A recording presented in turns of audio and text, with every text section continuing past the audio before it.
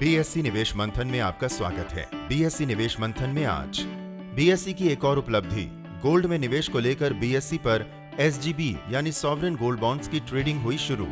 जानेंगे बीएससी के जरिए एसजीबी में ट्रेडिंग के फायदे।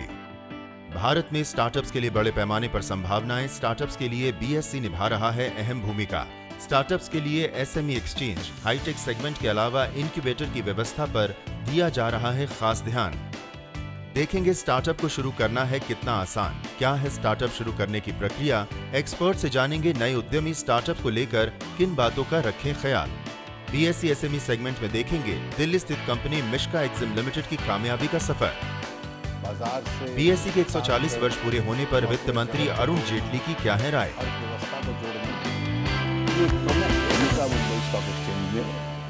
बनाई है।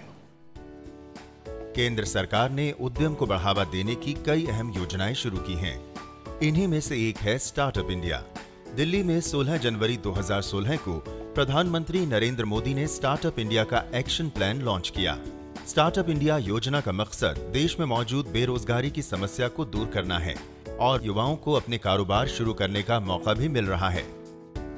भारत में जो युवा शक्ति है उसका हम कैसे उपयोग करें भारत के लिए भी और विश्व के लिए, और उनको कैसे एंटरप्रेन्योर बनने के लिए, उनको कैसे उद्यमी बनने के लिए एक तरह से प्रेरित करें कि जिससे वो अपना धंधा चालू करें। अपने जो इनोवेशंस हैं टेक्नोलॉजी को लेकर, इवन अदरवाइज उनको कैसे हम प्रोत्साहित करें और वो भारत में भी उनका प्रचलन होगा, उनका एक भारत को भी सहायता मिलेगी कि अगले 20 साल में ये गवर्नमेंट ने जो स्टेप लिया हुआ है स्टार्टअप इंडिया, उससे पूरा भारत का जो युवा धन है विश्व गुरु के रूप में उभर के आएगा। स्टार्टअप इंडिया योजना में टैक्स छूट के साथ साथ निवेशकों को तलाशने में भी मदद दी जा रही है। DIPP जो मिनिस्ट्री ऑफ कॉमर्स की एक डिवीजन है, उसमें स्टार्टअप इंडिया नाम से बाकायदा एक मिशन शुरू करी गई, एक पूरी टीम वहाँ बिठाई गई। वो टीम क्या कर रही है कि जो नए एंटरप्रेन्योर्स हैं, जो नए कारोबार अपना शुरू करना चाहते हैं, वो लोग आके वहाँ पर सहायता ले सकते हैं। आपकी जो टोटल टर्नओवर है, जो टोटल सेल है, वो 25 करोड़ से ज़्यादा नहीं होनी चाहिए। आपने जो कारोबार शुरू किया है वो 5 साल से ज़्यादा पुराना नहीं होना चाहिए। अगर आप इन मापदंडों पर खरे उतरते हैं तो आपका वहाँ पर रजिस्ट्रेशन कर लिया जाता है। 3 साल तक आपके प्रॉफिट्स पर कोई भी टैक्स नहीं लगेगा। उसके अलावा आपको सरकार से हर तरीके की मदद मिलेगी। आपको कोई सलाह लेनी है, कहीं पर आपको मेंटोर, जिसको बोलते हैं, मेंटोर होता है जो कि एक स्टार्टअप का पेरेंट की तरह हो जाता है, फादर की तरह हो जाता है कि कुछ भी आपने पूछना हो, कुछ भी आपको ज़रूरत हो, आप उससे जाके बात कर सकते हैं। आपको मान लीजिए अपने स्टार्टअप के लिए इन्वेस्टर्स नहीं मिल रहे हैं कि कौन मेरे कारोबार में पैसा लगाएगा, ये नहीं मिल रहा है, तो ये आपको स्टार्टअप इंडिया मिशन जो है वो आपको इन्वेस्टर्स को भी रेफर करेगा। आपको कोई और किसी भी तरीके की सहायता चाहिए, आपको स्टार्टअप इंडिया मिशन प्रोवाइड करेगी। स्टार्टअप इंडिया को बढ़ावा देने के लिए बीएससी भी अहम योगदान दे रहा है। बीएससी द्वारा नए स्टार्टअप्स के लिए उद्यमियों की मदद की जा रही है। बीएससी के तहत इंक्यूबेटर की व्यवस्था होने से नए उद्यमियों को अपने स्टार्टअप शुरू करने में पूरा सहयोग मिल रहा है। बीएससी ने स्टार्टअप को बहुत करीब से देखा हुआ है। बीएससी के वहाँ SME small and medium sector enterprise की एक एक्सचेंज चलती है। बीएससी एक हाईटेक सेगमेंट की भी रचना करी है, जहां पर जो ई कॉमर्स या जो लॉस मेकिंग कंपनी है वो भी मार्केट में आके पैसे जुटा सकती है। उसके लिए भी बीएससी ने प्रयत्न किए हुए हैं। और बीएससी ने बीएससी के बिल्डिंग के अंदर ही एक इंक्यूबेटर की रचना भी की है। रायरसन यूनिवर्सिटी और बीएससी इंस्टीट्यूट दोनों ने मिलके कि जो छोटे छोटे उद्योग होते हैं, नए हाईटेक उद्योगों को सहायता करते हैं अपना बिजनेस प्लान बनाने में, बिजनेस को बढ़ाने में, और उनको जगह भी देती है, उनको फंडिंग भी देती है रायरसन यूनिवर्सिटी के जरिए। तो बीएससी ने एक इंक्यूबेटर का काम भी कर रही है अपने बीएससी इंस्टीट्यूट और रायरसन यूनिवर्सिटी के जरिए। Small and medium sector enterprises की एक्सचेंज भी खड़ी की हुई, जो बहुत प्रसिद्ध भी हुई है और बहुत सक्सेसफुल हुई है। और हाईटेक नाम के एक सेगमेंट की रचना कर रहे हैं, जिससे ये जो हाईटेक कंपनी आएगी वो लोगों को लिस्टिंग का फायदा मिलेगा। स्टार्टअप की पूरी प्रक्रिया को आसान बनाया गया है। एक स्टार्टअप शुरू करने के लिए क्या प्रक्रिया है, आइए जानते हैं। प्रक्रिया यह है कि पहले तो जो आपका आइडिया है, आपको उस आइडिया के बेसिस पे एक बिजनेस प्लान बनाना पड़ेगा। आपको उस आइडिया को लिखना पड़ेगा। उस लिखने का मतलब है कि एक प्रोजेक्ट रिपोर्ट टाइप बनाई जाएगी। उस प्रोजेक्ट रिपोर्ट में आपका बैकग्राउंड क्या है ये लिखा जाएगा। उस प्रोजेक्ट रिपोर्ट में ये लिखा जाएगा कि आपका जो सारा बिजनेस प्लान है उसका फ्लो कैसा है, कि पहले आप क्या करेंगे, उसके बाद आप क्या करेंगे। फिर ये लिखा जाएगा कि उस बिजनेस में आप कितने तरीके के आदमियों को एम्प्लॉयमेंट देंगे, कितने तरीके के लोगों को आप रखेंगे, किस तरीके का टैलेंट आप इकट्ठा करेंगे, ये लिखा जाता है। उसके बाद जो बहुत ही अहम चीज़ एक बिजनेस प्लान में लिखी जाती है वो है आपके फाइनेंशियल प्रोजेक्शंस, क्योंकि ये जानना ज़रूरी होता है कि आप अगले आने वाले 2 साल, 3 साल, 4 साल, 5 साल में आपका उस कारोबार से रेवेन्यू कितना होगा, उसको फाइनेंशियल प्रोजेक्शंस कहते हैं। शुरुआत में startups, e commerce, cloud computing, data analysis जैसी टेक्नोलॉजी आधारित सेक्टर्स में शुरू हुए, लेकिन दूसरे क्षेत्रों में स्टार्टअप्स को अच्छा रिस्पांस मिला है। नॉन टेक्निकल क्षेत्रों में भी स्टार्टअप्स खुलने लगे हैं। माइक्रो फाइनेंस, कृषि उत्पाद और कॉर्पोरेट कंसल्टिंग जैसे सेक्टर्स में भी स्टार्टअप्स खुल रहे हैं। कोई भी नया आइडिया जो कि पैसे को जनरेट कर सकता है, जो कि प्रॉफिट जनरेट कर सकता है, उसका स्वागत किया जाता है। आप कहीं भी शुरू कर सकते हैं, डिजिटल वर्ल्ड में हो, हेल्थ केयर में हो, ई कॉमर्स में हो, क्लीनिंग सर्विसेज में हो, दुनिया भर के बिजनेस। इनफैक्ट कोई भी बिजनेस जब आप स्टार्ट करते हैं, चाहे वो ट्रेडिंग हो, कुछ भी स्टार्टअप में आ सकता है।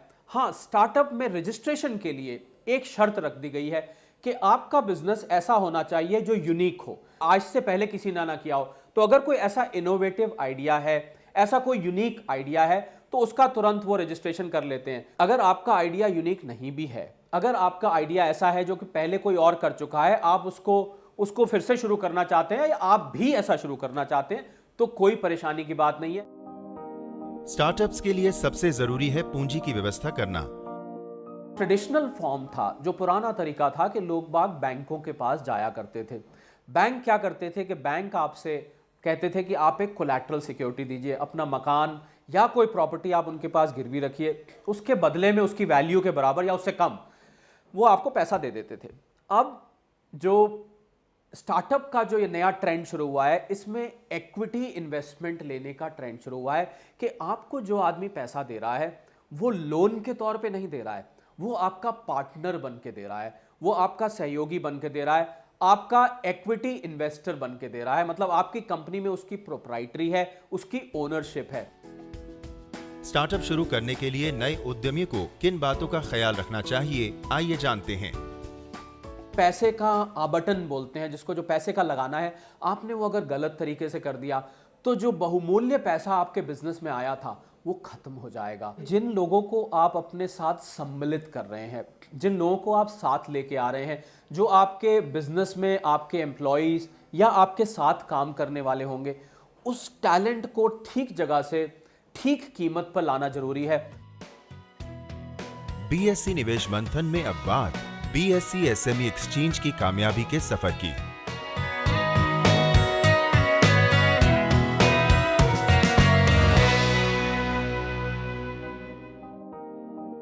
आज बात करेंगे दिल्ली में स्थित कंपनी मिश्का एक्जिम लिमिटेड की।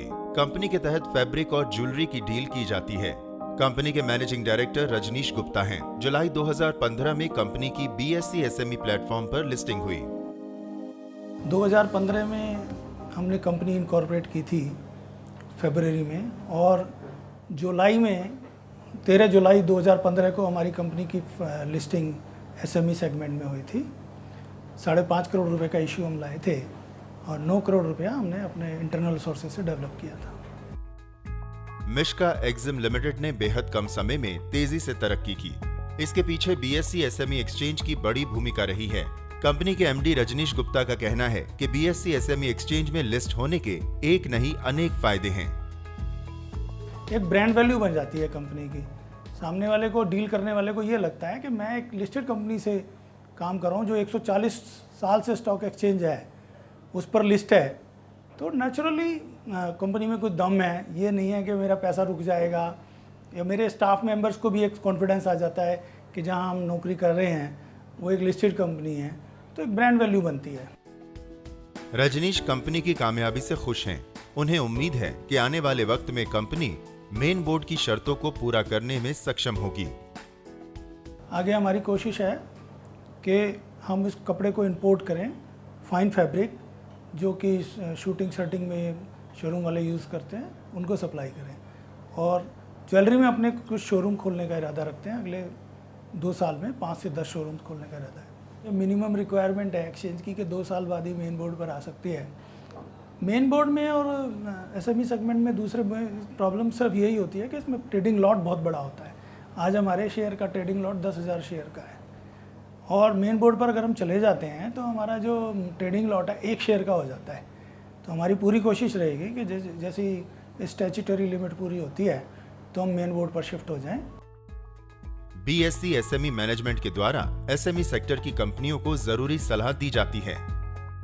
एसएमई सेगमेंट में एक तो जो कंपनी की ऑथराइज्ड और पेड अप कैपिटल की रिक्वायरमेंट्स बहुत कम हैं, और जो एक्सचेंज का स्टाफ का जो है ना फैमिली जो एटीट्यूड है, उससे छोटे कंपनीज़ के लिए बहुत ही फ़ायदेमंद है कि वो आराम से अपनी रिसोर्सेज के अंदर अपनी कंपनी को लिस्ट करा सकें। बगैर मैनेजमेंट के सहयोग के तो कोई लिस्ट कराना या छोटे एंटरप्रेन्योर के लिए तो बड़ा ही मुश्किल है। तो पूरा सहयोग मिला, पूरा कोऑपरेशन मिला, तभी हम लिस्ट करा पाए।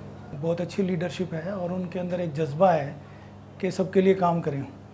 ये नहीं है कि ये बड़े प्लेयर्स के लिए नहीं है स्टॉक एक्सचेंज, ये आईटीपी प्लेटफॉर्म शुरू किया उन्होंने, एसएमई सेगमेंट शुरू किया, और आज जो कंपनियां लिस्ट हो रही हैं, जो या स्मॉल एंटरप्रेन्योर भी सोचता है कि मैं लिस्ट हो, तो उन्हीं की नेतृत्व में ये हुआ है। और उन्हीं जब अगर मैनेजमेंट अच्छा होता है तभी कोई नई चीज़ें आती हैं। बीएसई एसएमई सेगमेंट से जुड़कर मिश्का एग्जिम लिमिटेड ने आसानी से पूंजी संबंधी जरूरत को पूरा किया। एक्सचेंज से फायदा उठाने के बाद कंपनी के एमडी रजनीश गुप्ता नए उद्यमियों को बीएसई एसएमई एक्सचेंज से जुड़ने की सलाह दे रहे हैं। मैं तो नए एंटरप्रेन्योर्स को यही कहूँगा कि आइए बिजनेस करिए, और इस जो ये प्लेटफॉर्म है इसको पूरी तरह से यूज़ करिए। ये आप ही के लिए बनाया गया है, क्योंकि आपकी जो कैपिटल की रिक्वायरमेंट जिस सस्ते रेट पे यहाँ पे पूरी होती है वो कहीं नहीं पूरी हो सकती।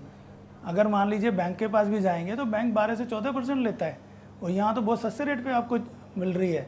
तो ये तो आपके लिए वरदान है, आप करिए इसको यूज़ जितना कर सकते हैं। आगे देखिए बीएसई पर एसजीबी यानी सॉवरेन गोल्ड बॉन्ड्स की ट्रेडिंग के फायदे।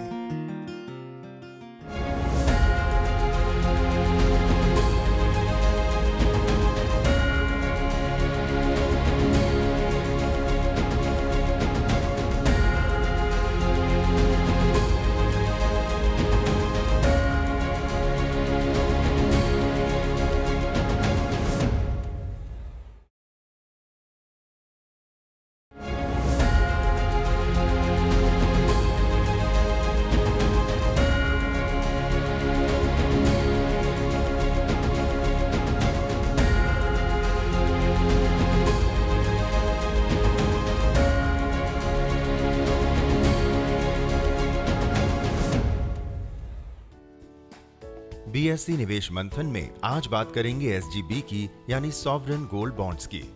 रिटेल निवेशकों के लिए नए सुरक्षित निवेश आधारित प्रोडक्ट को पेश करने में बीएसई हमेशा आगे रहा है। इसी सिलसिले में बीएसई ने अपने प्लेटफॉर्म पर 13 जून से एसजीबी यानी सॉवरेन गोल्ड बॉन्ड्स में ट्रेडिंग की सुविधा शुरू कर दी है।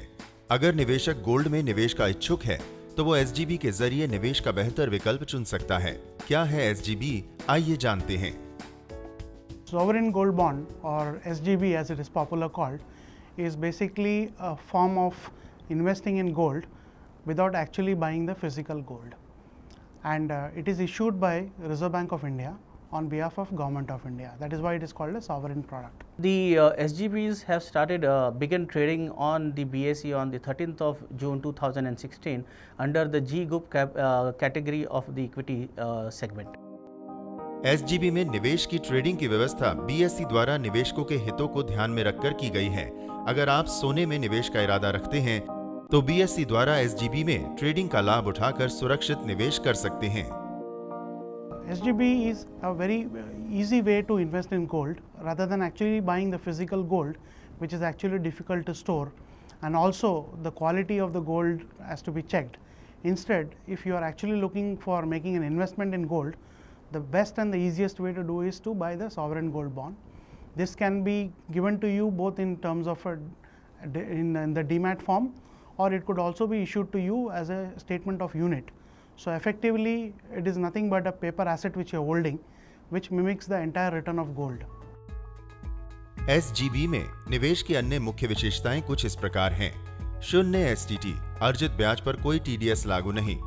SGB बैंक ऋण के लिए जमानत के रूप में इस्तेमाल किया जा सकता है। सुरक्षित निवेश और जोखिम की संभावना ना के बराबर। SGB में निवेश या ट्रेडिंग करना गोल्ड में निवेश के अन्य विकल्पों से कहीं ज्यादा बेहतर है। निवेशक को अतिरिक्त चार्जेस का भुगतान नहीं करना पड़ता। काफ़ी सारे आपके सामने अभी उदाहरण के तौर पे आप गोल्ड ETFs कर सकते हैं, आप फिजिकल मार्केट्स में बाई कर सकते हो और आप फ्यूचर्स एक्सचेंजेस में भी आप ट्रेड कर सकते हो गोल्ड। बट गोल्ड ETFs में आपको AMC चार्जेस भरने होते हैं। फिजिकल मार्केट्स में आप जाओ तो ज्वेलर के पास मेकिंग चार्जेस, फिर आपके पास में और भी फ्यूचर्स एक्सचेंज में आप जाओ तो आपको CTT लगती है, इनिशियल मार्जिन्स लगते हैं, मार्क टू मार्केट लगती है। तो ये सब चीज़ जो है जब आप सोवरेन गोल्ड बॉन्ड या SGB ट्रेड करते हो या इन्वेस्ट करते हो, ये सब चीज़ यहाँ से निकल जाती है और आपको एक प्योर बॉन्ड या प्योर गोल्ड इन्वेस्टमेंट प्रोडक्ट आपको यहाँ पे मिल जाता है। बॉन्ड्स का उपयोग कर्ज के लिए कोलैटरल के रूप में किया जा सकता है। बॉन्ड्स को एक्सचेंज में ट्रेड किया जा सकता है ताकि इन्वेस्टर्स समय से पहले भी अगर चाहें तो एग्जिट कर सकते हैं। सालाना आपको 2.75% रिटर्न मिलता है। इसकी अवधि है 5 से लेके 8 साल तक, लेकिन 5 साल के बाद आप इसमें एग्जिट भी कर सकते हैं। अगर प्राइस अच्छी मिलती है और वो सोच रहे हैं कि उनको एग्जिट चाहिए तो वो BSE के सेकेंडरी प्लेटफॉर्म पे आके वो अपनी पोजीशन स्क्वायर ऑफ कर सकते हैं और ट्रांसफ़र कर सकते हैं। तो ये एक ऑप्शन उनके पास और एक है जो BSE सेकेंडरी मार्केट में आके वो इस्तेमाल कर सकते हैं। इन बॉन्ड्स की BSE के इक्विटी कैश सेगमेंट के तहत G ग्रुप में उपलब्ध अन्य सरकारी प्रतिभूतियों के साथ ट्रेडिंग होती है और निवेशक के डीमैट खाते में T+2 आधार पर इनका सेटलमेंट होता है। So in sovereign gold bond, in addition to actually mimicking the return of the gold, for example, per ton grams the gold price, if it say goes from 25,000 to say 27,000 in 1 year, you will get that extra 2,000 which is the return. And on top of that, you will also be eligible to receive 2.75% interest from the Government of India or the Reserve Bank, and this is something which is paid in half yearly installments. So you will get 2 installments of the same interest. BSE के साथ पहले से registered निवेशक अपने brokers के माध्यम से बिना किसी अतिरिक्त दस्तावेजों के SGB में सीधे निवेश शुरू कर सकते हैं। Any eligible investor who is basically completed all the proper paperwork in terms of ensuring that his identity is there, his address is there, his bank accounts, everything is properly done, or he is already registered in a KRA for example, then obviously the form is considered to be complete. The online application form will also considered to be complete, and definitely allotment will go through. SGB के तहत एक निवेशक कितने ग्राम सोने का निवेश कर सकता है, आइए जानते हैं। Any individual or any person can invest in the sovereign gold bond. In fact, every family member in a family can also invest in the sovereign gold bond in his personal name. The limit is 500 grams of gold which one can buy in a particular year per person. So for example, if you have husband, wife and say a child, so you can actually buy 500 grams of gold in each of the names. So effectively you could buy 1.5 kgs of gold, and this can be bought every year repeatedly. So in 5 years, if you want to systematically invest, you can continue to participate and you will be able to accumulate 7.5 kilograms of gold. BSE के जरिए SGB में निवेश क्यों फायदेमंद है, आइए देखते हैं। The sovereign gold bond gives also a actual interest rate. So effectively, on top of whatever is the gold rate in terms of whether it is moved up or down, that return will be mimicked, but plus on top of that, one also gets an extra interest rate on that. In terms of risk, since the sovereign or the government of India is backing this particular instrument, so there is virtually minimal risk. In fact, this is almost one of the risk-free product, and it is in terms of parallels, it is actually equivalent to a government security. बाजार से आगे देखिए, BSE के 140 वर्ष पूरे होने पर वित्त मंत्री अरुण जेटली की क्या है राय। भूमिका मुंबई स्टॉक एक्सचेंज में बनाई है।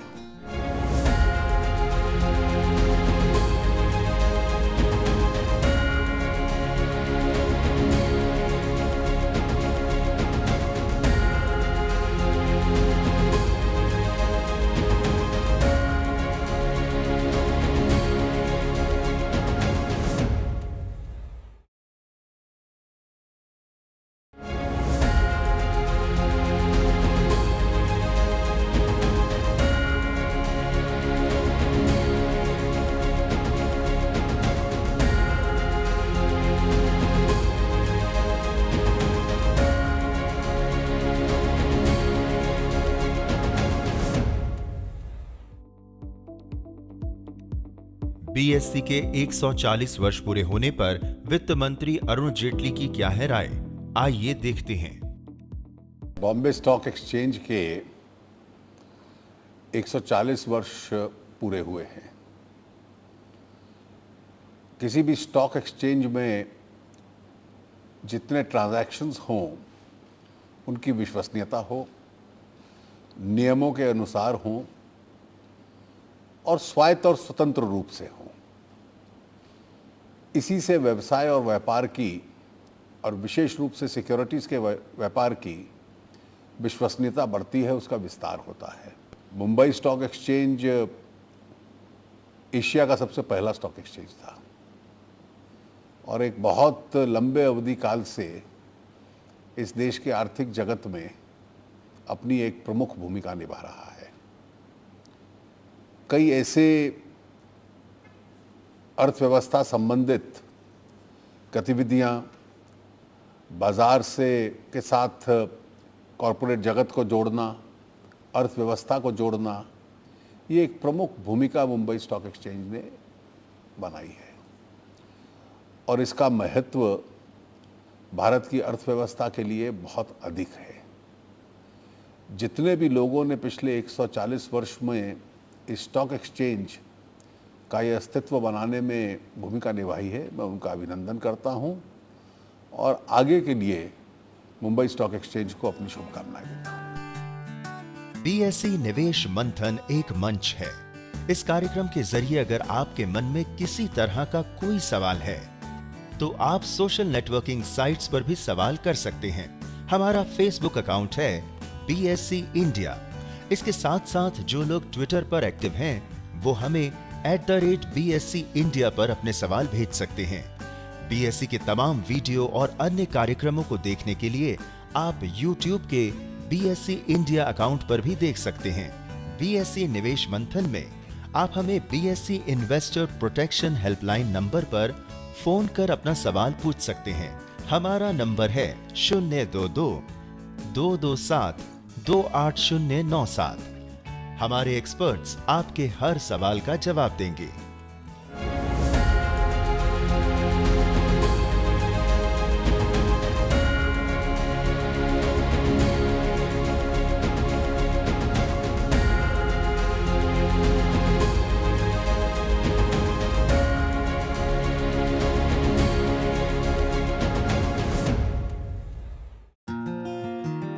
बीएसई इन्वेस्टर प्रोटेक्शन फंड के लिए न्यूज रूम मीडिया की प्रस्तुति।